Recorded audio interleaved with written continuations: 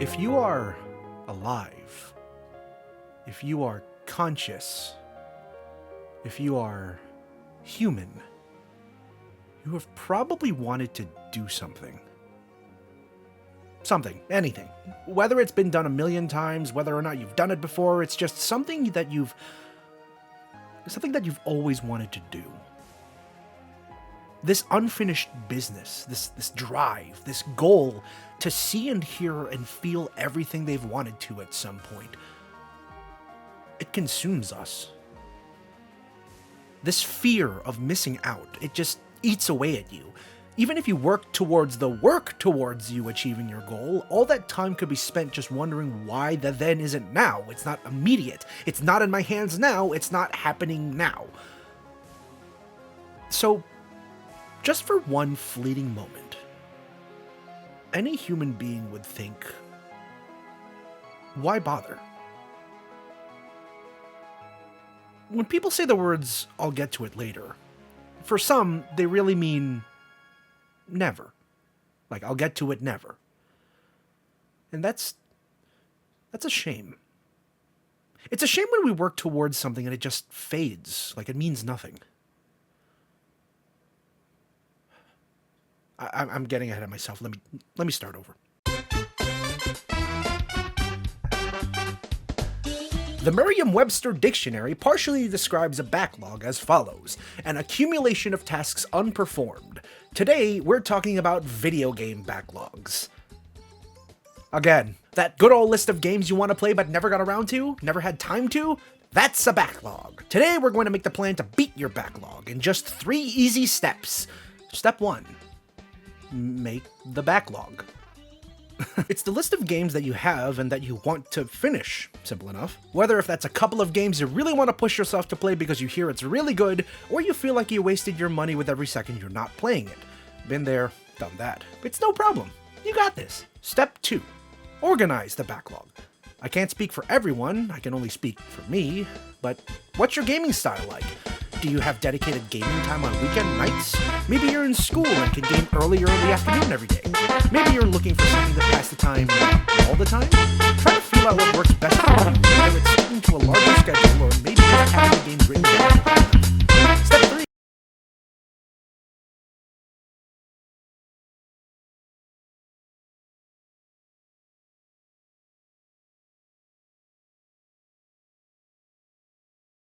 Never would I have thought I'd be here again. Okay, that's a lie. Of course I thought I could be here again. The thought of mixing a memoir and a backlog of video games is weird, yeah, but I felt like it fit. I don't think it was too out there of an idea. I just thought it'd be an easy connection to make, since I've been making the connection all my life. We have this question as humans that we like to ask ourselves. Where were you when something happened? Like, where were you when the Cubs won the World Series? Where were you when you found out a family member had passed away? Where were you when you realized this world-changing event was a thing? I seem to have this ability tenfold, to immerse myself in an accompanying environment, and feeling, and moment in time if asked this question about anything, specifically about video games. I play it off as a joke, but it's such an effective way to remember feelings and emotions for me.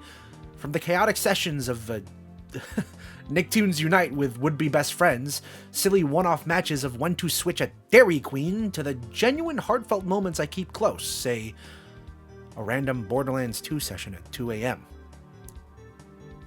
If you ask me how I was doing at a specific moment in time, I'd probably have a video game to accompany that story.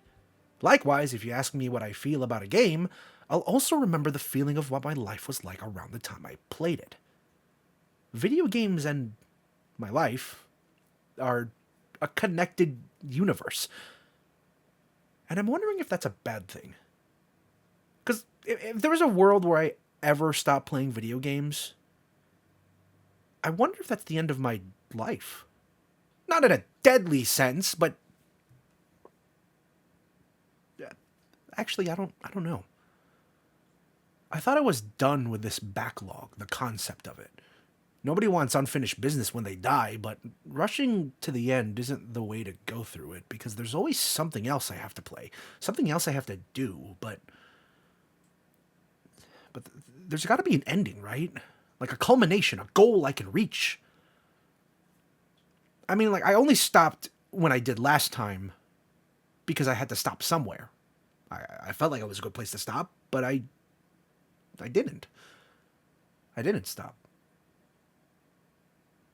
Because when I think about it, I'm not done. The backlog remains.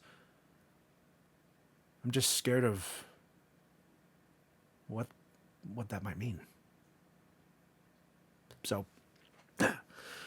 since last year, what's happened? Well, I kind of broke down more than usual. After playing The Last of Us Part 2, I tried to play one more game, but nope, I had to take a step back and realize that I can't do everything, right? That's the whole point of the memoir.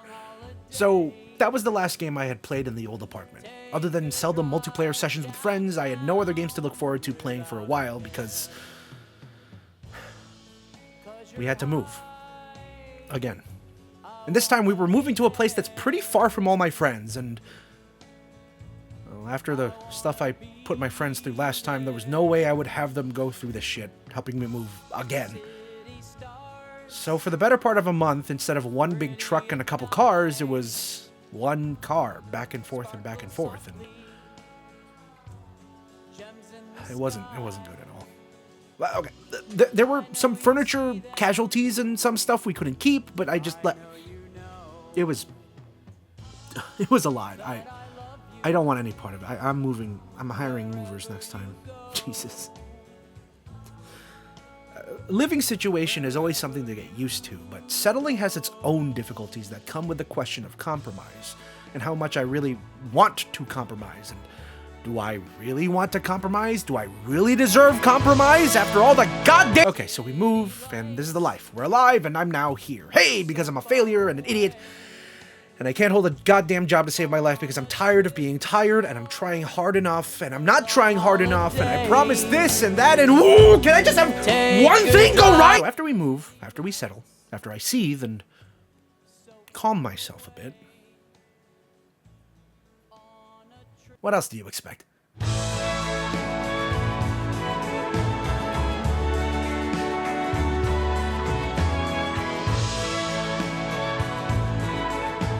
I guess it's a tradition now to play these games whenever I move. Time Crisis 4 was the reason I got a PlayStation 3, and was as fun as I remember it being all those years ago. As the last true Time Crisis to have released for consoles, it's still a good one.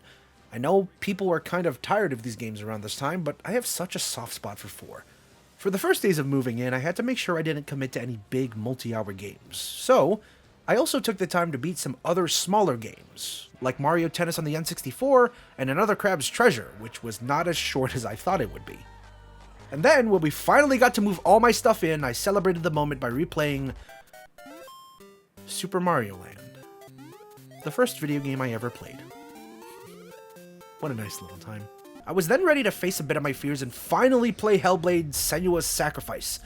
A beautiful game with a dazzling story and a bit less scary than I thought it would be, so I evened it out by playing Paper Mario The Thousand Year Door, the Switch port that came out. One of the most beloved games ever made is so for a reason, and I got to relive those memories before I traumatized myself again with Senua's Saga Hellblade 2. Thankfully, Sly Cooper and the Thievius Raccoonist just released around this time on the PS5, so I got to play through that again. Listen, it's one of my partner's favorite game series, so of course I'm going to simp and play it. I beat it in a day.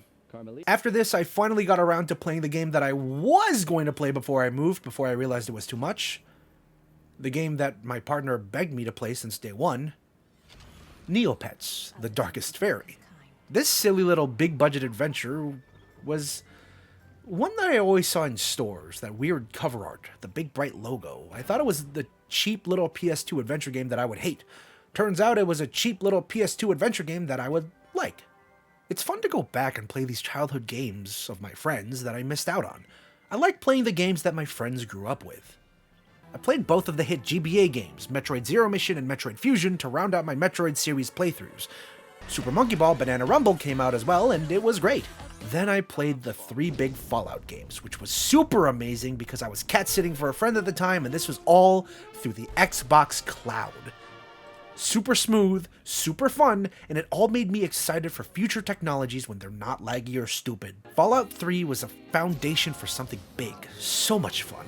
Fallout New Vegas was a fantastic run-through in this character-driven world. So much fun. Fallout 4 was an amazing next-gen open world that took advantage of the power it had. So much fun. When I got back home, I wanted to play some more games for my partner to experience with me, while I played or even replayed them. They're a big Ghostbusters fan, so duh. I played the Ghostbusters video game and showed them what a real Ghostbuster looks like because Luigi's Mansion 2 HD came out around this time as well. I wanted to keep the girlfriend watches me play video game streak going, so I played through a trifecta of the DC fighting games, and to me, the real benchmark for stories in fighting games. Mortal Kombat vs. DC Universe, Injustice Gods Among Us, and Injustice 2. She liked them a lot, and we still want Injustice 3 to happen. Damn you, Warner Brothers, I swear to all that's holy. RoboCop Rogue City was great, Hellboy Web of Word was great, I got to play another Sonic Adventure playthrough and finish it this time with a close friend watching. Another close friend or two wanted me to play Outer Wilds, so naturally I played The Outer Worlds and had so much fun before I realized Outer Wilds scares the shit out of me, so I pushed that back and we went to a nice, comfier space game from my childhood. Warhammer 40k Space Marine is a reminder that I know what Warhammer 40k is a thing that exists. I've never been a part of the tabletop experience or too much of the lore, but with the sequel soon to come out around this time, I was ready to go through and check this one off the list. Then after a few multiplayer games with my family one weekend, I found out something I'll elaborate on a little later, but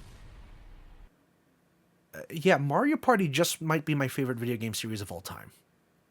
So, I beat the single-player criterias of Mario Party 4, Mario Party 5, Mario Party 6, and the best one, Mario Party 7.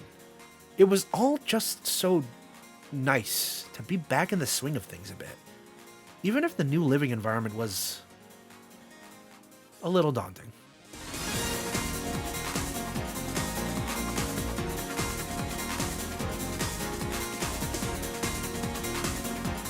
Living in the Chicagoland suburbs is pretty neat.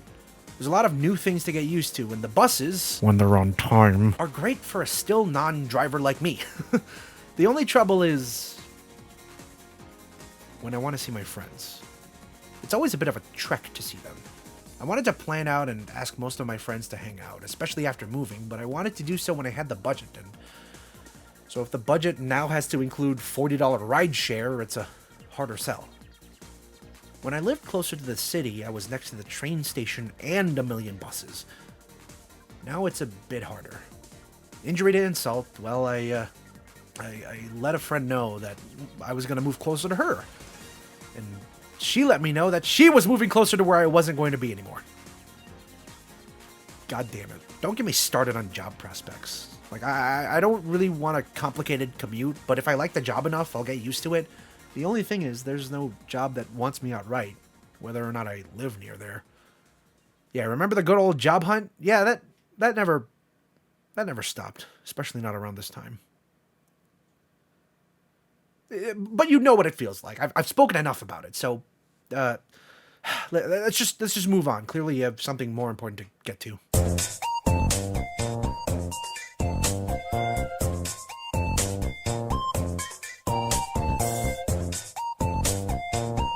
Dishonored was one of the first games that I totally missed out on when it first came out.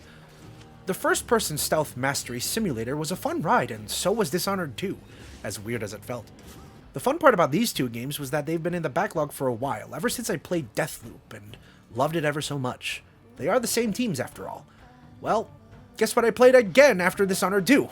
Deathloop was an amazing ride, even better the second time around, especially with that Golden Loop update that came out since I last played. And then I played Fable Anniversary.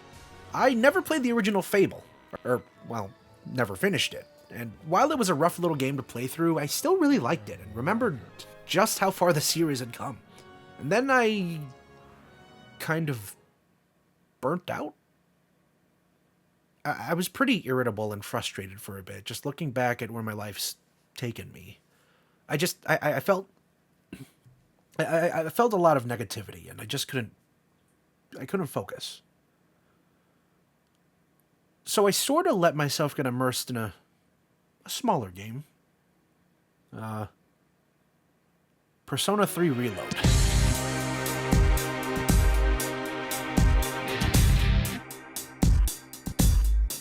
I know exactly what you're thinking. Christian, where did this come from? You hate RPGs. But like, I don't? I think? Look, when I say that the backlog opened up my eyes in terms of things I never thought I'd like, I mean it.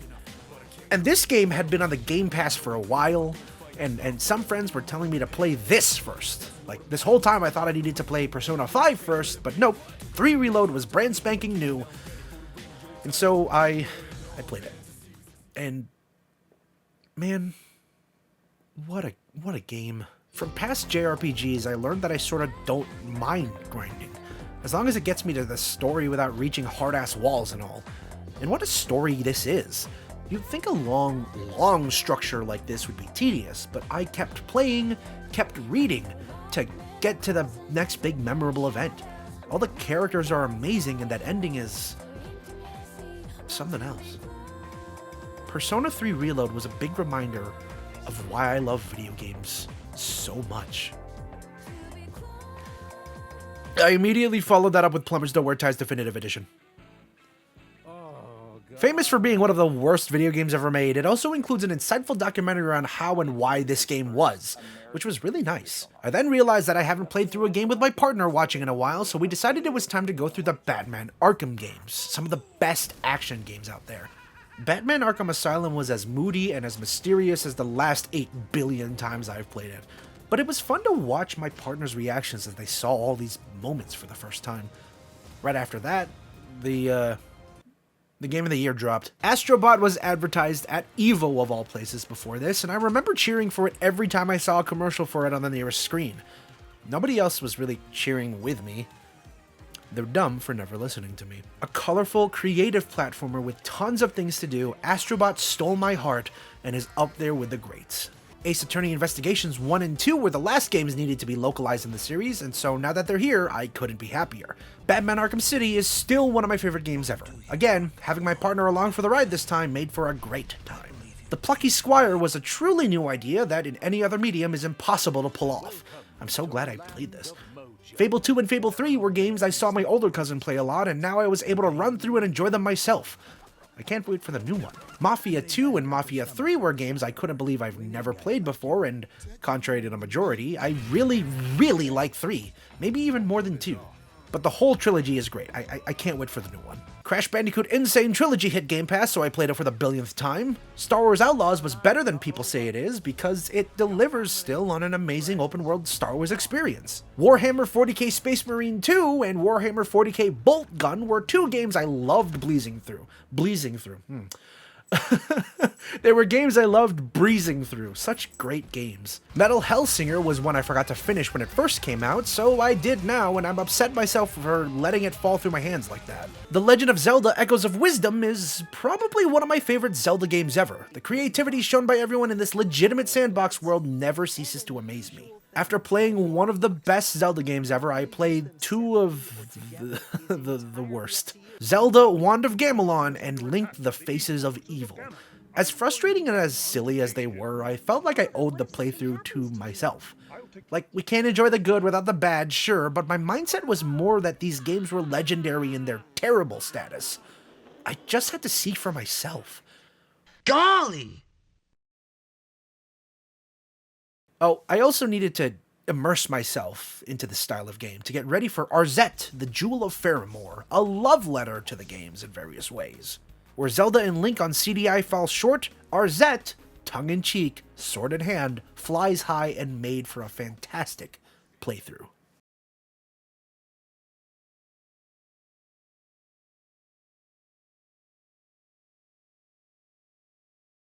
It was a cool day, like any other day. But it wasn't like any other day. That day, I had a job interview. I put on my best shoes, still pretty squeaky, and I felt great about it. A few days later, I got that job. It was another retail job. What the fuck do you mean? I needed to pay my bills somehow. This isn't a big career move, no, but it's enough that I'll have money.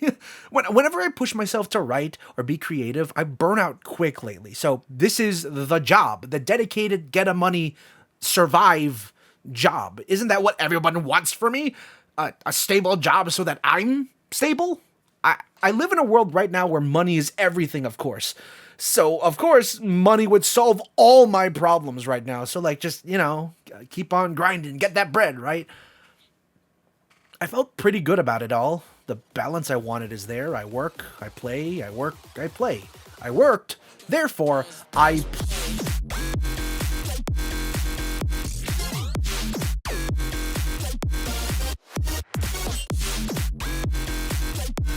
Christian, why? Remember that one of the original goals of the backlog was to beat every video game I owned and wanted to beat. And, well, there's not really a game that I own that I've never wanted to beat eventually. And a new Sonic game was coming soon, so yeah, I played it. I beat it. What more do you want? Knuckles jump glitch forever. Before that new Sonic game, I quickly beat Call of Duty Black Ops 6's campaign. I'm a Modern Warfare kind of guy, but Black Ops 6 was still fun. It was great to play a meaty campaign again, as interesting as the sandbox missions from Modern Warfare 3 were. But now it's time to play yet another fantastic video game I've played before. Sonic Generations is still one of the greatest Sonic games ever made. Yeah, also one of the best video games ever made. So when you add Shadow to the mix and give him all new playstyles and designs, it's amazing to play through and makes for a perfect game for any Sonic fan, old and new, to go through. I thought I would be good at this job. It was very clear that I wasn't. My coworkers here are all actively listening to my sorrows, and they're all wonderful people, but this wasn't them. It was still me. I didn't feel good. It was only a week, but I don't know. I'm just gonna try and see if I can survive a few more.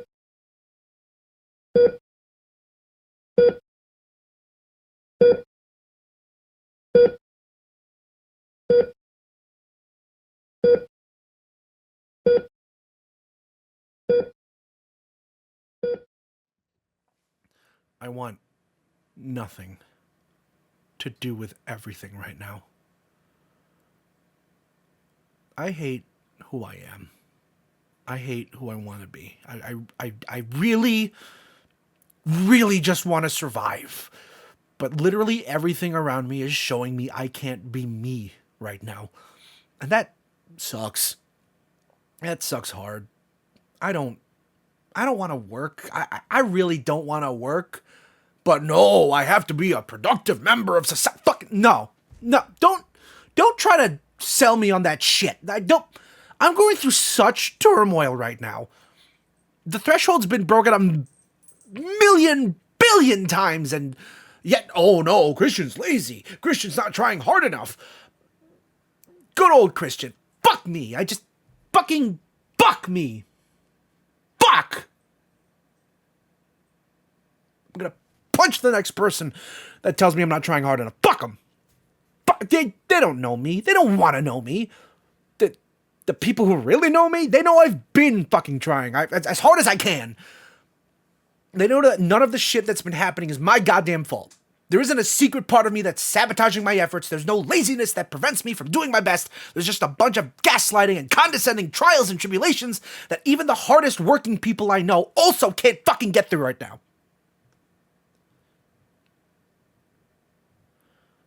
The only difference between me and them is that they're smart enough to stay silent about it all. Because, let me remind you, no one cares. Your friends, they'll care, but no one else. What's some fucking employer gonna think about my life story? What's some dweebo with $1 million and absolutely no friends gonna care about my dumbass struggles for? No one cares. I care. I care way too much. In the apex of just before a mental breakdown, I quit that job. I thought I was ready, and I wasn't. The plan was simple from here on out. Keep the job, however taxing, and wait until you get the better job, but I couldn't. I couldn't. My friends all told me the same things. Like, Christian, you should have kept that job until you get a new one, but no one knew how I was feeling. Even if I told them outright, God, I feel like death, or this job wasn't a good fit, they were kind of just, it kind of felt like I should have kept the job. They were all kind of like, "Oh, you're worrying about money. Like, you want money, right?" I wanted out. I wanted out, out of that mentality. You know how people are like, money can't solve all your problems. Like, who the fuck said that? Because money would solve all my goddamn problems right the fuck now. I just felt like I wouldn't be good at this particular job. To be completely honest, I didn't want any job. Like, any job I could realistically see myself getting. When I think about it, and I think hard about it, every single job I've gotten up to this point since graduating from college was still retail. And to be frank, jobs I could have gotten without my college degree. It was varying qualities of retail, but other than some amazing experiences with work study and internships, it felt like I was invisible if I wanted to be behind a desk, if I wanted that sort of voice or power. I'm putting it in childlike terms because I want to. You know what I think of when I think of jobs? You know, briefcase, suit or dress shirt, clean commute, on time, 9 to 5, FIFO, fucking business numbers, Lego movie. Like, hi, how are you? SpongeBob, right? Like, there's a weird appreciation I have for that kind of life because it's consistent. It's not, oh, we may need to call you in on our busy days. It's not, oh, well, update the schedule next week for next week. It's not fearing what walks through a door all day, whether it's a new customer who immediately calls you a slur, your DM on a surprise visit an hour before close on a Saturday, ready to lecture you for 6 more hours about how he would do things differently, or the motherfucker at 8:59 p.m. dashing to the door like they'll die if they don't get to come in, and when you do let them in, you're just looking. Retail's a fun job. By fun, I mean fun. Long story short, you get it. Christian's frustrated that his funny piece of paper that says he's smart is useless because we fell for it. Oops, $50 bajillion, please. Anyways, remember when I said that retail came in different qualities? Yes, like everything ever, it's not just 100 or 0. There are some places that I would work at happily. There are others that I wouldn't. That's the nature of being a human with feelings that shouldn't be shit on lest he dream of dying someday. I was very confident that I would get another upcoming retail job at this point. So confident that, remember, I quit the first one. The interviews went really well and I had a great feeling coming out of each of them. And wouldn't you know it, I got the job. And I wasn't shitting myself. Not this time anyways. A nice store like that has me excited to come in every single day, even with holidays coming in. My coworkers are all amazing and lovely. I work hard. I feel like for the first time in a long while, everything's going to be okay. I can pay my debts, I can budget again, and it'll all be okay. And for a while, it was all okay. No jump scare, no traumatic happenstance, just good old training, jobbing, and being alive. Like, I can budget again. I can eat out and hang out with my friends, and I have even more friends now. I'm not letting my guard down, but like I want to. I feel really good. Let's play some video games.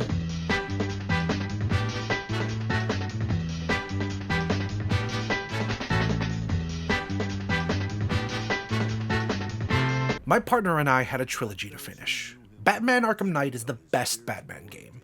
This was the first game I thought to myself, wow, this is truly next gen. In 2015 at least. Fantastic the whole way through. Medieval was perfect for the Halloween season, as clunky and as frustrating as I think it is.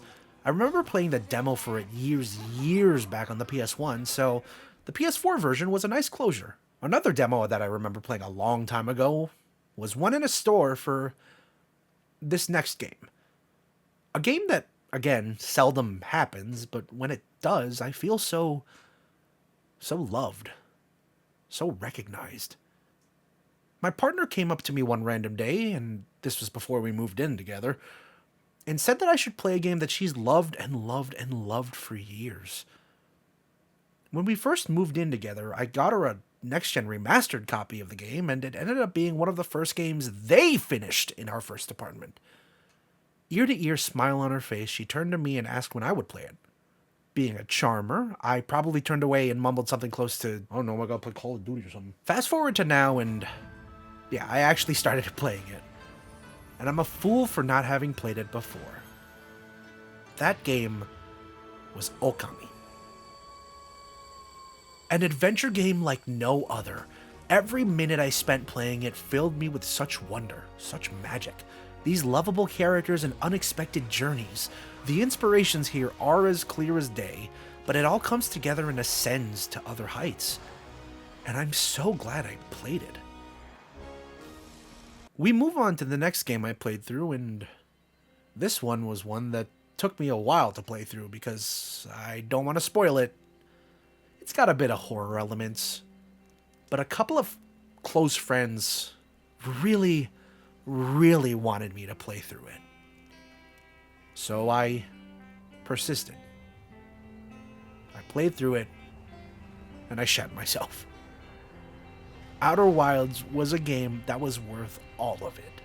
Picking up the pace, Mario and Luigi Brothership was a return to form for this RPG series. I loved it ever so much. Dragon Ball Sparking Zero was the return to form for the fighting game series. I loved it ever so much. Batman Arkham Origins was the game I saved for last in my partner playthroughs of the Arkham games, and man, I still love this game ever so much. And to get excited for the other Indiana Jones game coming up, I played the original LEGO Indiana Jones, a fleshed out, older, but honestly better LEGO game than its successor. I finished this one right before The Great Circle came out, and The greatest adventure ever assembled. Can I just say something? It's really nice. It's just so nice to be in this position. In this position of stability, of peace, for a lack of a better term. Is this the job that I wanted? Like, is this what I want to do for the rest of my life? Yeah, those are unfair questions, honestly. Why would you ask that, right? Like, let me put it this way. Retail's retail. Talking to people is one of the most difficult things to do correctly all the time, 100%. But I can do it. I strive to do it. Will I be that way all the time? No, hell no. But I strive to be that way all the time. When I'm surrounded by such caring people at work, I feel like I can do anything. Come on, I worked at Black Friday in retail again, something I told myself I would never do ever again. But at this place, it wasn't bad at all. It was challenging, sure, but it was also pretty smooth, all things considered. We were ready. We had that unbreakable morale because we had each other. At one point, I thought to myself, this could work. I could work part-time here, or pay off my debts, and slowly push through and really consider what I want out of life. But I know I'll live. And that's enough for me. I'm growing up in a place, an environment where it's always that goal. Where as long as I do everything I can, at some point, eventually, I'll get goodness in return. I truly believe that. I shouldn't. Not even 1 week after Black Friday, the decision was made to close the store within the next 2 months. All that peace for nothing. Welcome back, Christian, you fucking idiot!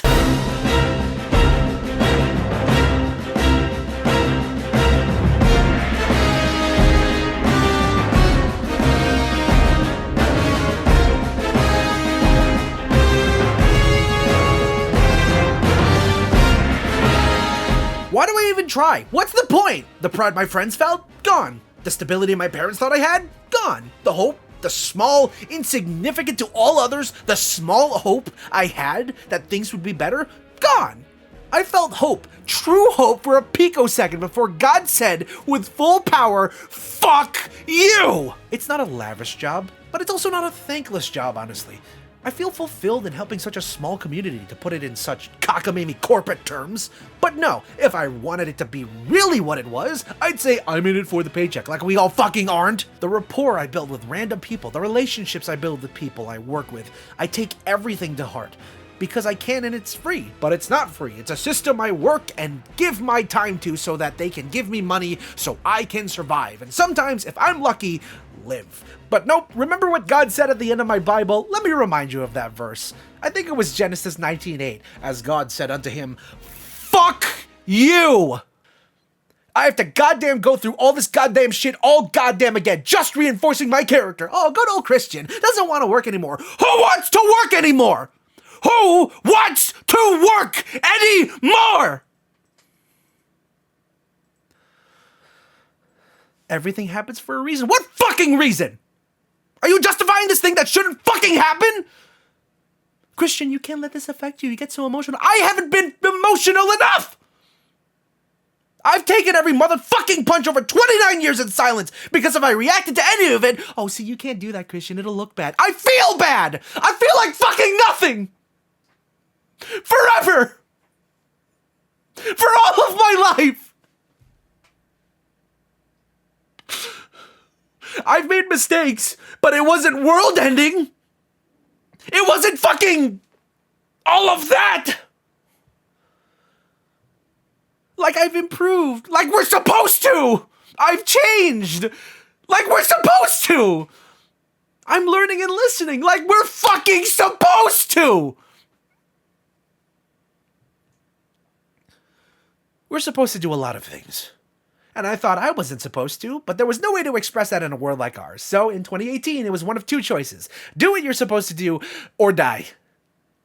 You're not allowed to cry. You're not allowed to take a day for yourself. You're not allowed to take a day to care for others. You're not allowed to leave your house. You're not allowed to stay at home. You're not allowed to change your lifestyle on the turn of a dime. You're not allowed to react to pain. You're not allowed to feel pain. Why are you feeling pain? Don't you see how much you have? Don't you see how much I didn't?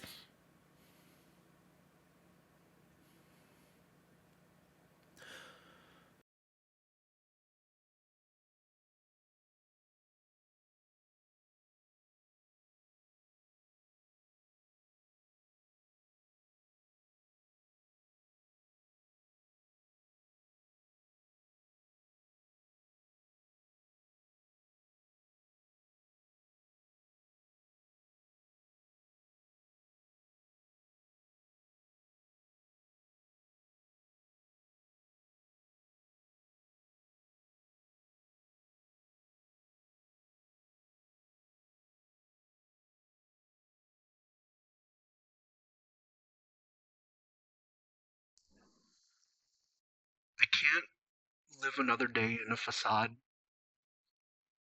A nightmarish collection of lies.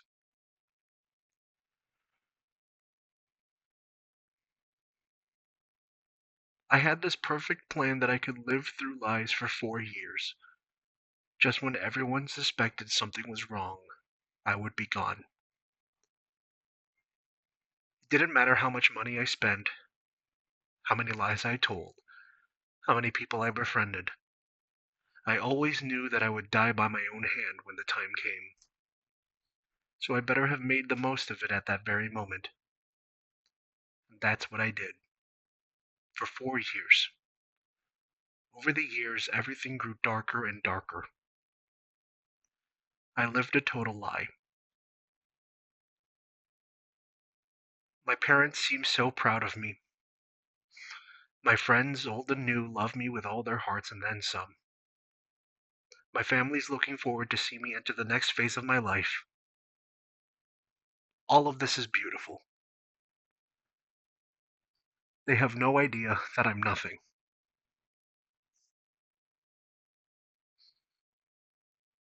I'm lucky enough to die while the last thoughts of me in everyone's head are so full of love. I am absolutely nothing as I have all betrayed them. I will never forgive myself for that. I can't face my mom and dad, especially not now. I can't face my friends, I can't face my family. I brought this upon myself. I'm going to miss all of my friends and family. I love them all so very much. I hope you understand why I can't be alive anymore. I've done nothing to deserve a good life. I feel nothing but shame. If my death negatively affects anyone, please reach out to someone. None of this is your fault. I'm sorry. I love you so much. I'm sorry.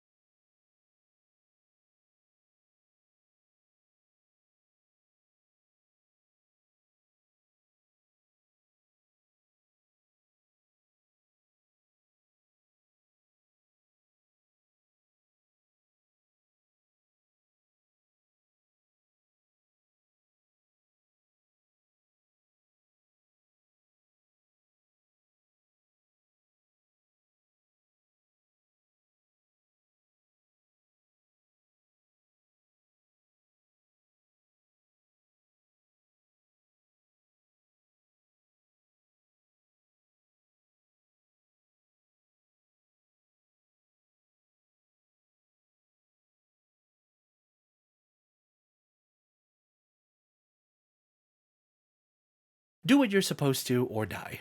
That's the real, actual version of as long as you do everything you're supposed to, you'll get what you want. That was the lie I was sold. And if you're alive and you're conscious and you're human, that was the lie that you were sold to. Don't believe me? Ask the dead. But you know me, I'm just talking about fucking stupid ass video games. So Indiana Jones and the Great Circle comes out and it's a fantastic experience. And after that, I played Paw Patrol World, which continues the long tradition of finishing these kids' games whenever they come out on Game Pass. And looking ahead in the backlog, I only have a couple of games to go, so hey, okay, you know what? Why bother? No, not a rhetorical question. Why bother? Why do I do what I do? Why do I care? Why do I even care? Why do I even fucking care? Why in hell do I do any of this? Is anybody listening? Hello? Is anybody conscious of that fat fuck brain of yours? So full of one-liners and inconsistencies on how I should live my life? Hello? Where's the voice? Where's the funny? You wasted so much time. Voice I had. What the fuck's the point of all that? Anybody here? You got what you wanted, right? A version of me who knows he wasted so much time playing video games? Because you didn't get what you wanted. Because I didn't waste so much time playing video games. This means something to me. And that's all I need. I'm happy. Sorry you had to measure it, but I'm happy. Sorry that you can't make yourself hopeful in 2 seconds by such an insignificant motivation, but Jesus, it's either this or dying. Someone else, someone very special to me, said it best one day. They said that throughout all my life, I've been very generous and loving to everybody around me. And that shaped my decisions growing up. The big decision I made in 2018 to drop out, but to not kill myself, that may have been the first time I chose myself. Out of everyone or anyone, I chose me. As much as I may credit my friends for getting me out of depressions or for being a safety net for numerous years, in one fell swoop, I changed the course of my history. I feared who Christian would be if he stayed, but I also worried for him. If Christian stayed in school, graduated on time, would he be happy? Would he know how much worse it could get? How much better? And so my mind wanders to other fun what-ifs. Should I have stayed in film school? Should I have dropped out again? Should I have done all my high school work well? Should I have kept listening to my parents? Should I have dropped it all together? Should I have killed any or all parts of me? Leading to the last question I asked before, What if there was a world where Christian didn't like video games? I don't think there's a world like that ever. Because I'm proud of this Christian. Of me. Christian in grade school was an attention-hungry idiot, but he was also 10. Like, Jesus, who knows anything when they're 10? Who wants to know anything when they're 10? High school Christian was a slacker, someone with a mere taste of nihilism at the time, but also wasn't going through that craziness alone, what with all the collegiate expectations. The Christian that went to college for about 4 minutes built a lot of lovely memories over that 4 minutes. Built a lot more unbreakable relationships. The Christian that went to college, despite the boundaries and mental pain, still had some hope for the future, and had a plan to make things right. And the Christian now, here, yelling into a microphone, is much more reflective of his past. He's also much more firm and present, aware of how he can affect the world.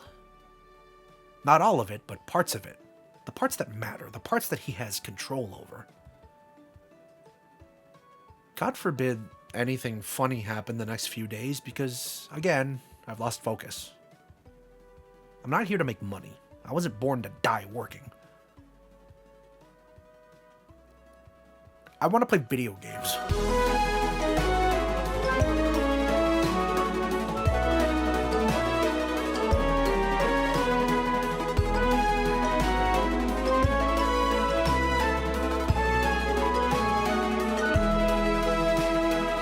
The Stanley Parable, Ultra Deluxe, Immortals of Avium, Forspoken, Grand Theft Auto 5, played through with my partner.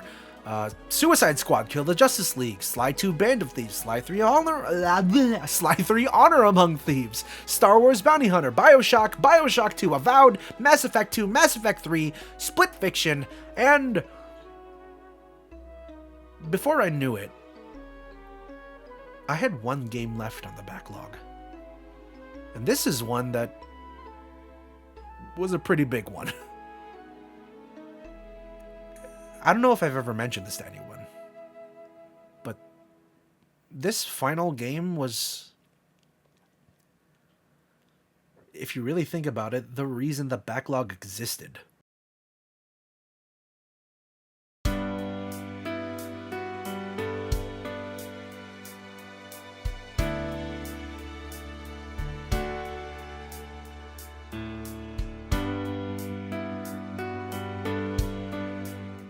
Years before the big,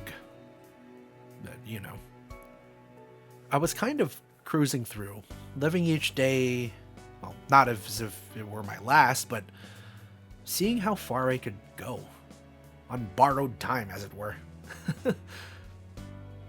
As much as I like saying, please punch 2016 Christian in the face, my friends are very defensive of that, if not adamant that 2016 Christian wasn't a bad guy. I want it on the record that I was the worst guy. I sucked. Okay, maybe I wasn't the worst guy ever in 2016, but I'm also not very proud of who I was.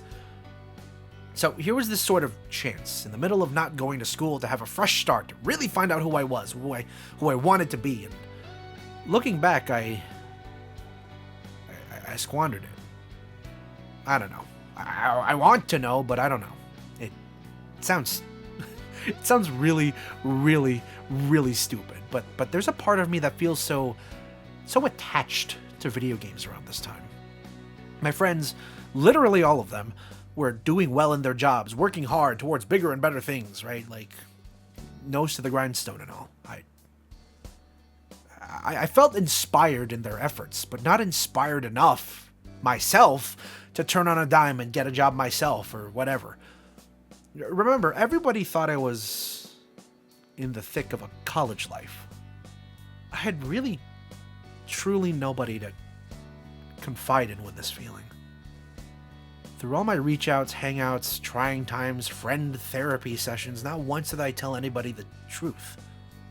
I mean, again, you try dropping out of college as a man born in a very strict Filipino family where everybody compares your potential to whoever they feel like at any time, and then you try telling everybody what you did.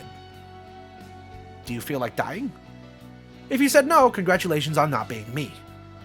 Anyways, I guess in this ramble, I'm trying to say that I had to present myself in a specific way that wouldn't cast suspicion on me from my friends or family, would allow me to kick a few things off my reasonable bucket list by myself in this, again, heavily borrowed time, and of course, just enjoy every day while I could.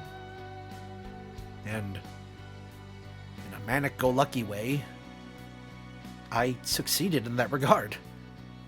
No matter how many friends I made, boys I broed out with, women I flirted with when I could, yeses I should have known, things I bought, time I spent alone or with friends or family, and, well, while you're here watching this, videos I made, there are some regrets. But not one of those regrets is named I didn't get to do it. I got to do, looking back, everything I wanted to do in that time. So, a goal met. I got to do everything in the time I allotted for myself. Whether or not it had anything to do with video games, the priority was to make sure I didn't waste my time. Even looking back, I struggle with the thought that I didn't waste my time at all.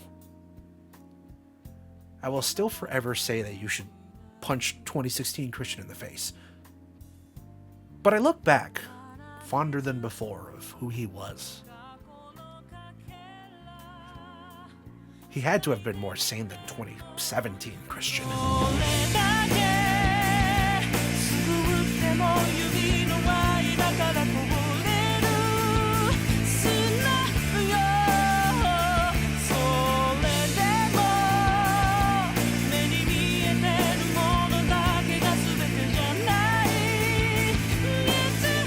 March 3rd, 2017 was the day that I was so fucking excited for. This was an apex point in this era, a canon event if you will. The day the Nintendo Switch launched marked a new chapter. New fun Nintendo console, new 11 billion hour Zelda game with Mario and everything on the way. Hell yeah, I'm here for it, and I'm so excited. Oh my god, I'm gonna die in a year. Now I can take console quality video games on the go with me. Oh my god, I'm gonna die in a year. In order to get hyped for the rest of these new games, I'm gonna take a minute to look at all the games I already have on my— Oh my god! Oh my god!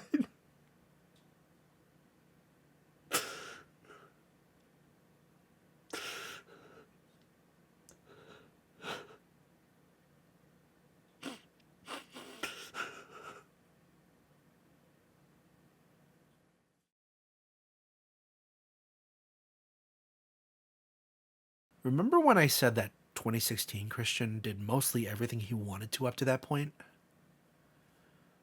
This left 2017 Christian room to dream in the realm of video games. For as much fun as I had with friends and as high as I held them, I didn't want to burden them with who I was.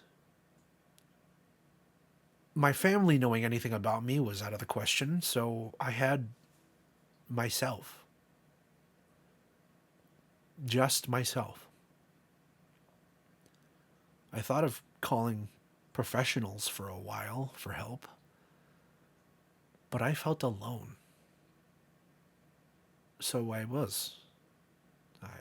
I was alone.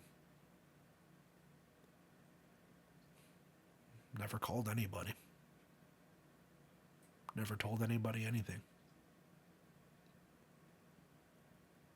I got to thinking about how much I had done since 2014, since dropping out, and it it makes me laugh nowadays.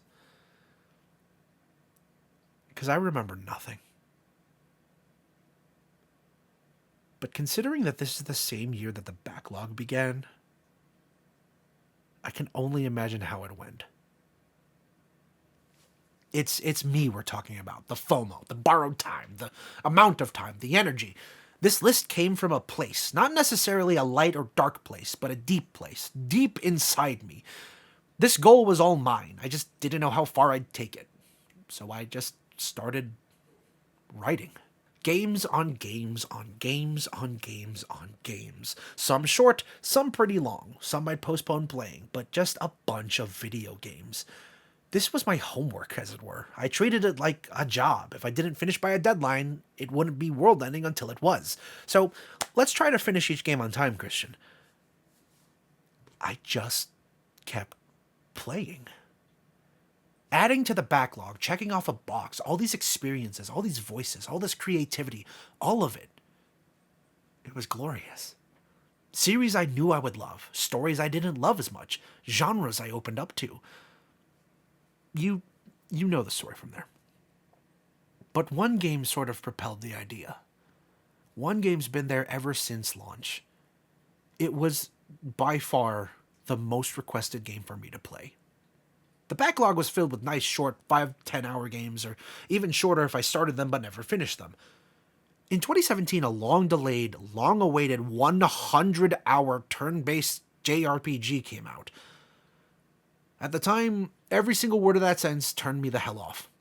There was no way I was ever going to play this game. This game would take me like a month to play. I need to play other, shorter, more fun games. I don't want to grind. I don't want to make choices. I don't want to math. I just want funny, jumpy, shooty, attacky games I could beat in an afternoon. Even as the years went on, I kept it away from my backlog, but some things transcend my own wants. Because even the people who knew me, knew who I was, knew I had this list, knew I hated grinding and long hours and all that funny stuff, they wanted me to play this game. It was all I heard about. You gotta play this game. You better play it. It's so good. It's life-changing. It's amazing. You'd love the story. The combat's fun. You'd love this character. The music's fantastic. I thought I would hate it too. You'd love it, Christian. You should play it. You should play it. You should play it. I thought it'd be appropriate to finally play this game as the last game in my backlog.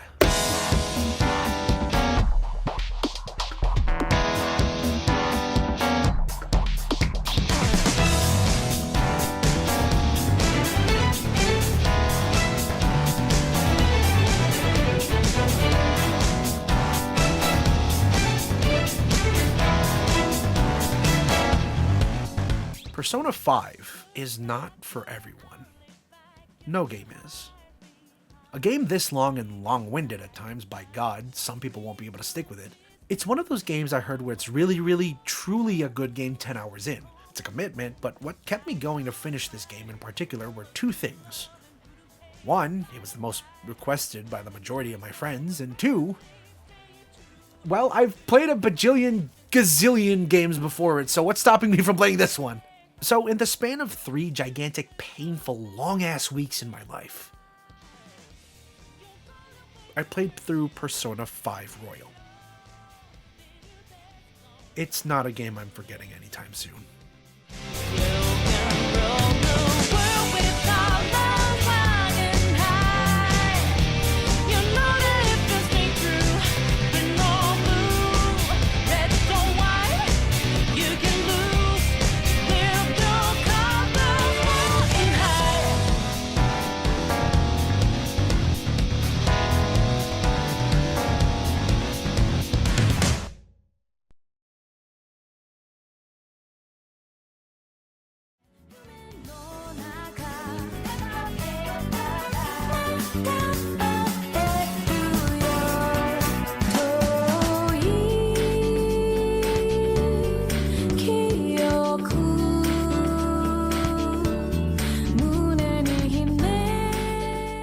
I finally finished my backlog.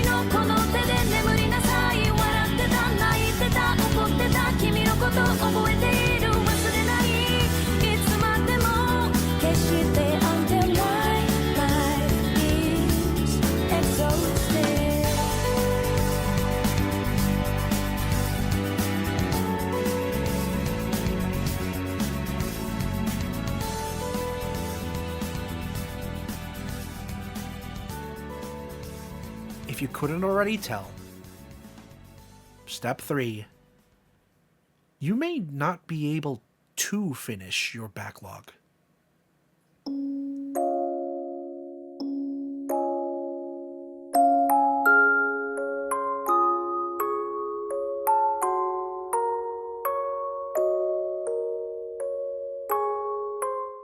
Games are such a weird medium to aspire to complete. Right? Like movie backlogs are easy. Music backlogs, do it all in a month. Arguably, TV show backlogs and book backlogs come close, but you can't exactly cruise through video games unless you have a greater understanding of the medium. Okay, that makes me sound like an exquisite gamer with acquired taste, a sommelier, so a different understanding of the medium and how it differs from other art, is what I mean. Unless you understand that each button press is different, every cognitive decision is yours. A book you can read, a game can read you back, a song can touch your soul, a game can help you reach out to its soul. And some of these games range from 5 hours to 50 hours, even more if you're real dedicated. The magic of the backlog lies in that FOMO. That fear hit me hard 8 years ago, and its effects last to this day. So much so that I feel relief. And joy. And excitement. Relief that I can look back at these games, all these games, and just stare. Joy for all my friends who I know feel amazing when they see I played a game they recommended.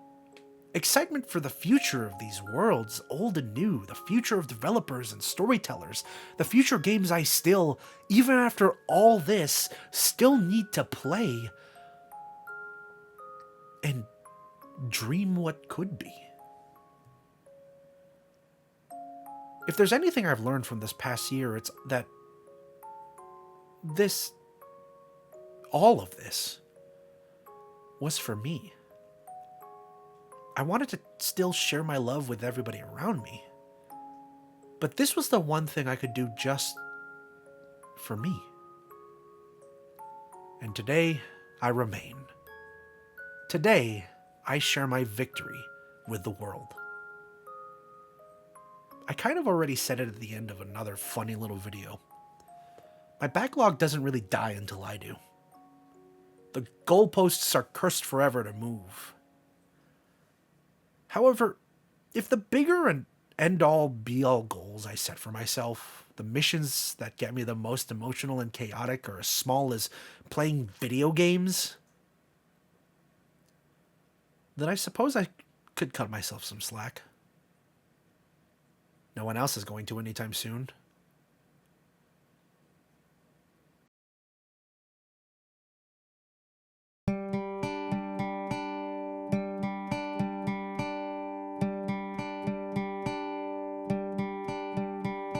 Summer has come and passed. The innocent can never last. Wake me up when September ends. Like my father.